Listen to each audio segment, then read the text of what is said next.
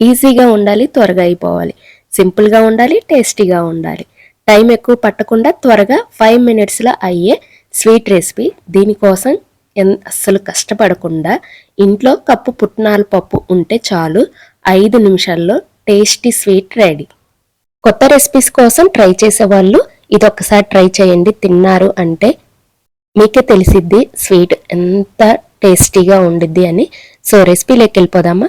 First cup పుట్నాల పప్పు తీసుకోండి. ఇప్పుడు ఈ పుట్నాల్ని మంచిగా ఫ్రై చేసుకోండి. ఒక బాండీలో వేసుకొని మంటని లో ఫ్లేమ్లో పెట్టుకొని మంచిగా ఫ్రై చేసుకోవాలి. మీడియం ఫ్లేమ్ కానీ హై ఫ్లేమ్ కానీ పెడితే మాడిపోతాయి త్వరగా. సో అందుకని లో ఫ్లేమ్లో పెట్టుకొని ఇలా కలుపుతూ మంచిగా ఫ్రై చేసుకోవాలి. జస్ట్ 1 మినిట్ ఫ్రై చేస్తే ఇలా వస్తాయన్నమాట. ఇలా వచ్చాయి అంటే స్టవ్ ఆఫ్ చేసుకొని వీటిని పక్కన పెట్టేసుకోండి.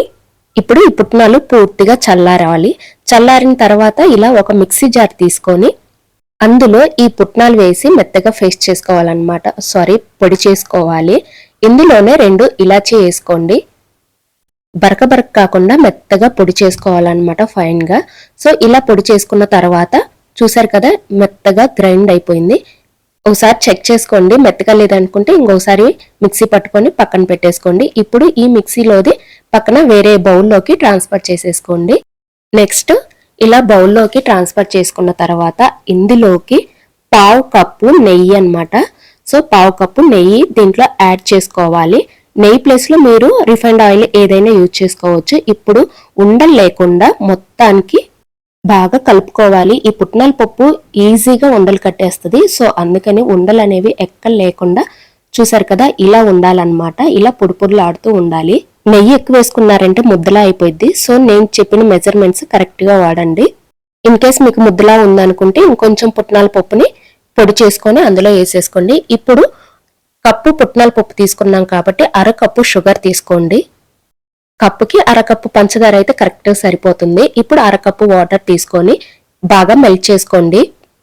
మంటని మీడియం ఫ్లేమ్లో పెట్టుకొని ఇలా తిప్పుకుంటూ షుగర్ అంతా బాగా మెల్ట్ అవ్వాలన్నమాట. ఇలా మెల్ట్ అయిన తర్వాత ఇప్పుడు హై ఫ్లేమ్లో పెట్టుకోండి. జస్ట్ 2 మినిట్స్ హై ఫ్లేమ్లో పెట్టుకుంటే ఇలా బాగా బబుల్స్ వస్తాయన్నమాట. ఇలా వచ్చింది అంటే తీగపాకం కరెక్ట్గా వచ్చింది. నేను చాలా వీడియోస్లో చెప్పాను స్వీట్ చేసేటప్పుడు. నెక్స్ట్ ఈ రెసిపీకి తీగపాకం వస్తే సరిపోద్ది. ఇప్పుడు ఇందాక మనం రెడీ చేసి పెట్టుకున్నాం కదా పుట్నాల పొడి, ఆ పొడిని మొత్తాన్ని వేసుకోండి. వేసుకొని కంటిన్యూస్ గా తిప్పాలి. ఎందుకంటే అవి వేడికి ఉండలు కడతాయన్నమాట. అందుకనే మనము పొడి వేసిన తర్వాత కంటిన్యూస్ గా తిప్పుతూ ఉండాలి. ఈ లోపు ఒక ప్లేట్ కి నెయ్యి అప్లై చేసుకొని ఇలా ప్లేట్ మొత్తం స్ప్రెడ్ చేసుకోవాలి నెయ్యి మొత్తాన్ని. తర్వాత ఆ ప్లేట్ ని పక్కన పెట్టేసుకోండి. ఈ లోపు ఇది బాగా మిశ్రమం అనేది బాగా దగ్గరికి రావాలి. సో మధ్య మధ్యలో కొంచెం నెయ్యి వేసుకుంటూ కలుపుకోండి. ఈ రెసిపీ చేసేటప్పుడు కొంచెం ఓపిక్గా తిప్పుతూ ఉండాలన్నమాట. సో ఇలా బబుల్స్ వస్తున్నప్పుడు మళ్ళీ ఇంకో స్పూన్ నెయ్యి వేసుకోండి. మొత్తంగా అయితే నాకు 4 స్పూన్ల నెయ్యి పట్టింది. ఈ రెసిపీలోకి మనం నెయ్యి ఎంత ఎక్కువ వేసుకుంటే అంత టేస్టీగా అంత స్మూత్గా ఉండిద్ది అనమాట ఈ రెసిపీ అనేది. ఈ ప్రాసెస్ అంతా ఒక 7 మినిట్స్ కల్లా అయిపోయింది అనమాట. సో చూసారు కదా ఇలా దగ్గరికి వచ్చింది అంటే సరిపోయింది అనమాట. ఇప్పుడు మంటని హై ఫ్లేమ్లో పెట్టుకొని జస్ట్ 10 సెకండ్స్ కంటిన్యూగా ఇలా తిప్పుకోండి. ఇలా తిప్పిన తర్వాత స్టవ్ ఆఫ్ చేయండి.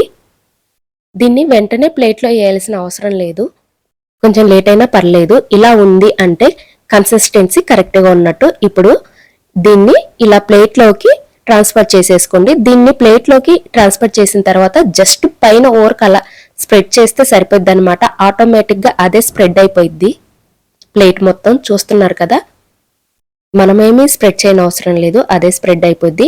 ఇది బాగా కూల్ అవ్వాలన్నమాట. దీనికి ఒక అరగంట టైం పట్టిద్ది. అరగంట వదిలేసేయండి.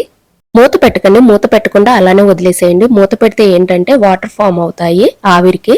సో అందుకని మూత లేకుండా ఒక 30 మినిట్స్ వదిలేయండి. 30 మినిట్స్ తర్వాత ఇలా ఏదన్నా ఒకటి చిన్నది తీసుకొని మనకి నచ్చిన సైజులో ఇలా కట్ చేసుకోండి. ఇలా కట్ చేసుకోవడం ఇష్టం లేదు అంటే నార్మల్గా నైఫ్ తోటి మనకి నచ్చిన షేప్లో కట్ చేసుకున్నా సరిపోయిద్ది.